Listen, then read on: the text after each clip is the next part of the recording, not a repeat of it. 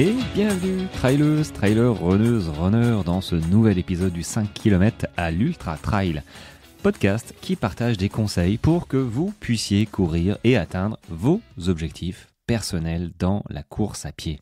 Alors aujourd'hui, j'ai lancé deux petits sondages sportifs, donc sur les réseaux et sur les réseaux, je crois que c'est que sur les réseaux pour l'instant, sur vos attentes, vos attentes au niveau de votre sport, soit du trail, soit de la route.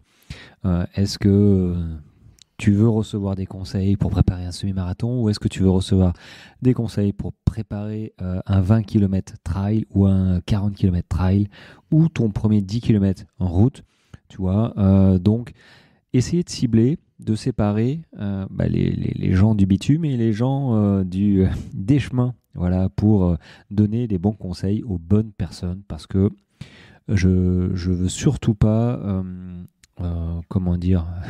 mettre du bazar dans vos boîtes mail. Je pense que vous avez suffisamment de mails qui arrivent pour que je vous pollue de mes mails à moi. Si jamais tu fais que du trail et que tu reçois des conseils route, tu vas un petit peu t'en tamponner, dit comme ça. Donc du coup, j'ai envoyé un premier sondage sur vos attentes et un deuxième sondage plus clair, encore plus clair, pour savoir, si t'es route, clique là, si t'es trail, clique ici pour recevoir au moins les bonnes catégories de conseils en route ou trail. Voilà, ça c'est fait. Si tu n'as pas encore répondu au sondage, c'est disponible dans ma bio d'Instagram directement. Clique sur sondage et tu pourras remplir le sondage. Donc ça c'est cool, comme ça tu recevras les bons sondages et t'inscrire aussi, soit newsletter trail, soit newsletter route. Voilà, ça c'est dit. Et du coup, j'en ai profité pour poser donc des questions sur mon sondage et j'ai eu pas mal de réponses sur, grosso modo, vos attentes et surtout vos problèmes. Et une question que j'ai reçue, ça a été: est-ce que la fréquence cardiaque, est-ce que c'est important de connaître sa fréquence cardiaque maximale quand on s'entraîne? Alors, cette question, je ne sais pas dans quel cadre elle est, si c'est sur route ou trail. Est-ce que c'est bien de connaître sa fréquence cardiaque maximale? En fait, ça dépend. Ça dépend si c'est route ou trail, déjà, je pense. Ça dépend de ton niveau. Ton niveau intrinsèque, ton niveau à toi. Moi, à l'heure actuelle, ma fréquence cardiaque maximale, je m'en fiche un petit peu. C'est pas important, c'est plus important, mais ça l'a été. Si tu prépares un 10 km, un 21, peut-être un marathon, mais c'est vrai que connaître sa fréquence cardiaque maximale, ça permet d'établir les bonnes allures, les bons, on va dire, essayer de trouver les bonnes zones, aérobie, ta zone seuil, tu vois, pour travailler, essayer d'être le plus efficace possible. Maintenant, j'ai envie de dire, on n'est pas des élites. Que tu sois 14 km/h ou 14,5, ok, peut-être que ça va commencer à changer la filière, mais tout n'est pas blanc, tout n'est pas gris, ça ne se transforme pas à 0,1 km/h près. Donc, effectivement, tu vas puiser dans une autre filière énergétique, mais on passe pas de 0 à 100 et de 100 à 0 entre les filières. Donc c'est pas hyper pour nous, c'est pas hyper important, sauf si tu veux faire du 35 minutes ou 30 minutes au 10 km. Là ça commence à avoir son importance. De toute façon, plus tu as besoin de courir vite et d'avoir des temps j'ai envie de dire nationaux, plus effectivement faut rentrer dans la vis pointue et gratter les secondes là où on peut les trouver. Donc l'entraînement là devient très très ciblé. Mais là, du coup, on s'entraîne plus 3-4 fois par semaine, on s'entraîne beaucoup plus. Mais après, moi j'ai fait 38-30 il y a quelques années. Ma zone, est-ce que je connaissais ma fréquence cardiaque maximale? Oui, je la connaissais, mais sincèrement, une fois que tu as ta zone seuil, tu fais tes fractionnés, quand tu dois les faire à fond, tu les fais à fond. Qu'importe si tu es à 197, 198, j'ai envie de dire, c'est pas C'est pas bon. C'est bien d'avoir une idée. Il y a un moment où, ouais, faut avoir une idée pour, ok, se dire, ok, là, je suis en footing cool, je suis en endurance fondamentale. Si tu es à 160, j'ai envie de dire, t'es pas vraiment en endurance fondamentale. J'en suis même sûr. Euh, c'est dans ce sens-là où ça peut être intéressant de le savoir. Ça peut être aussi intéressant, comme je l'ai dit, de le savoir pour avoir une idée de ces zones. Mais c'est comme tout, hein, ça évolue. La fréquence cardiaque évolue. Avec l'entraînement, elle a tendance à diminuer, donc parce que tu gagnes en performance, le cœur grossit, il pompe moins vite, moins fort, et pourtant tu arrives à courir plus vite et plus longtemps. Donc, connaître sa, on va dire, sa fréquence cardiaque maximale comme sa VMA, il faut, tu l'as fait une fois, mais 6 mois plus tard ou au maximum 1 an plus tard, il faut là recommencer le test. Et puis, ça dépend de ta forme physique, ça dépend du moment. Donc, est-ce que c'est important de connaître sa fréquence cardiaque maximale? Non. Bon, enfin, moi, c'est mon avis personnel. Tu débutes. Moi, je sais il y a une sportive, une coachée que j'entraîne qui me demande sa VMA, de faire une séance de VMA à 3 ou 4 semaines de son semi-marathon.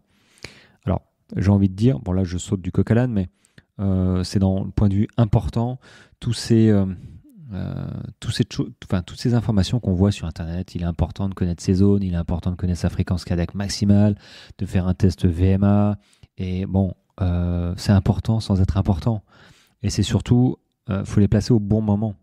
Un test VMA, par exemple, on ne place pas ça en plein milieu forcément d'un entraînement ou encore plus à 3 semaines d'une course. Ça n'a pas de, ça a pas de valeur et en plus, ça risque de créer plus de fatigue, voire de blessure qu'autre chose parce qu'un test VMA, c'est quand même fatigant. Faut y aller, quoi. C'est comme connaître sa fréquence cardiaque maximale. Ça porte bien son nom, fréquence cardiaque maximale. Disons que tu n'es pas à 200 battements par minute si tu transpires pas, quoi. Donc, faut envoyer du pâté. Donc, c'est très fatigant pour le corps. Et caler ça à un moment qui n'est pas opportun, bah, c'est clairement contre-productif et plutôt néfaste. Donc, est-ce que connaître sa fréquence cardiaque maximale est intéressant?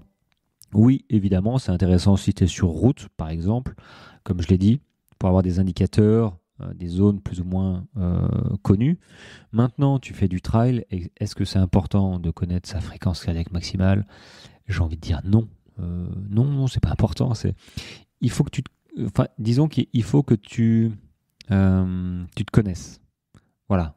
C'est intéressant de savoir quand on se connaît pas trop, on sait pas comment on réagit. Ça fait quelques mois que tu cours.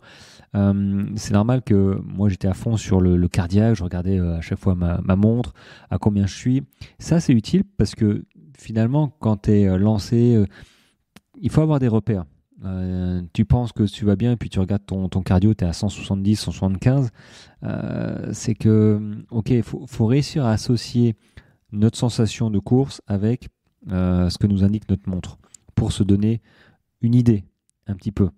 Mais clairement, est-ce que se servir de la fréquence cardiaque maximale en entraînement pur de trail, moi je vois pas trop l'intérêt pour faire des séances de côte. Ce qui est important, c'est l'explosivité, c'est la séance de côte. Le cardio, il va monter, et puis, évidemment, tu vas muscler ton cœur, mais c'est pas le but. Hein, c'est pas le but d'une séance de côte, par exemple.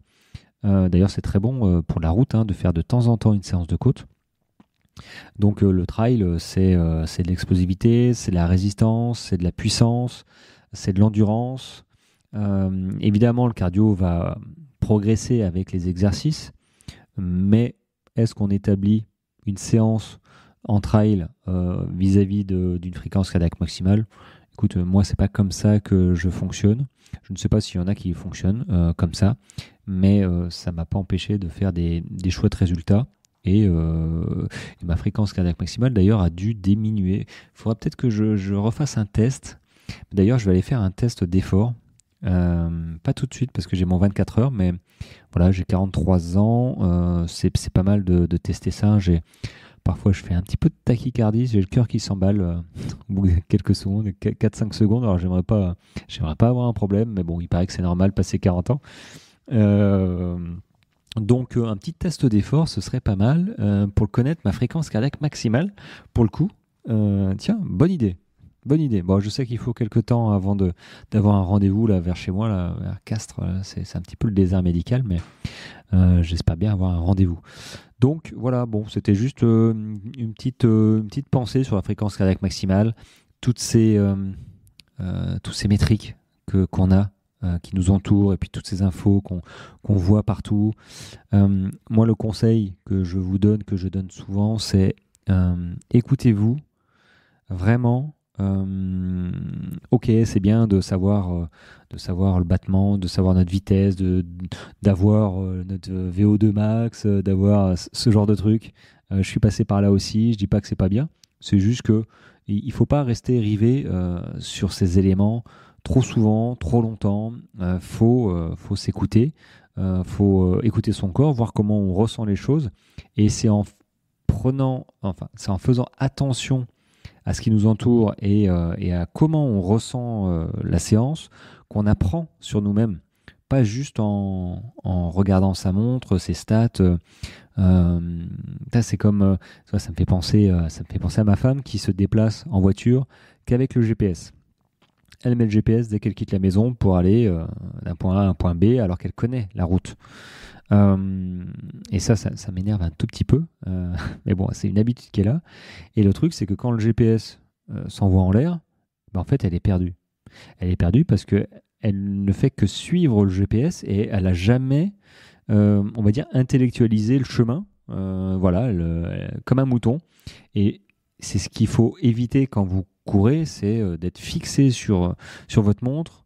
Et finalement, si votre montre a un souci, voilà, tout simplement, vous êtes perdu parce que vous ne savez pas à quelle allure, par exemple l'endurance fondamentale, si vous êtes fixé sur votre cardio ou votre vitesse, finalement, si je vous dis allez courir en endurance fondamentale sans votre montre, vous serez pas loin d'être incapable de caler une bonne vitesse parce que vous n'aurez pas fait attention à votre sensation, à vos sensations, à votre ressenti quand vous courez justement en endurance fondamentale.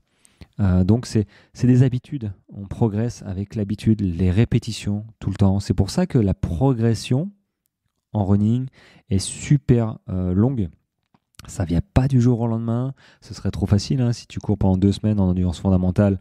Ça y est, et que c'est inscrit dans ton cerveau la bonne vitesse. Ce serait trop facile. Donc la progression vient avec la répétition des efforts, la répétition des séquences pour que le cerveau mémorise au bout d'un moment la progression, les allures, les sensations. Voilà, donc c'est un sport qui est... moi j'adore, hein. Maintenant je peux le dire, mais c'est vrai qu'à mes débuts c'était pas ça, hein. J'étais pas du tout dans le même ressenti, le même l'impression dans un monde de bisounours là. Mais en fait non, au début j'étais à fond quoi. Enfin là je suis toujours à fond, mais j'étais à fond un peu de mauvaise manière, très comme je disais, hein, très montre, très vitesse, très m'améliorer à chaque sortie. Trop, trop. Donc j'ai appris, voilà, et maintenant c'est bon, je suis assagi, je connais les bonnes méthodes et je vous les fais partager, je te les fais partager. Donc prends ce qu'il y a à prendre. Voilà, je sais pas si t'es route ou trail, je sais pas si t'es axé fréquence cardiaque, montre, mais si c'est ça, lève la tête, respire et observe-toi en train de courir et tes sensations. Voilà. Bon, sur ce, je pense que une petite leçon du jour sur ces sensations, fréquence cardiaque, bref. Si tu as des questions, n'hésite pas. Je t'invite à remplir mon petit sondage sur cet épisode et sur les réseaux. Et puis, écoute, moi je te dis à demain pour un nouvel épisode. Allez, ciao, ciao.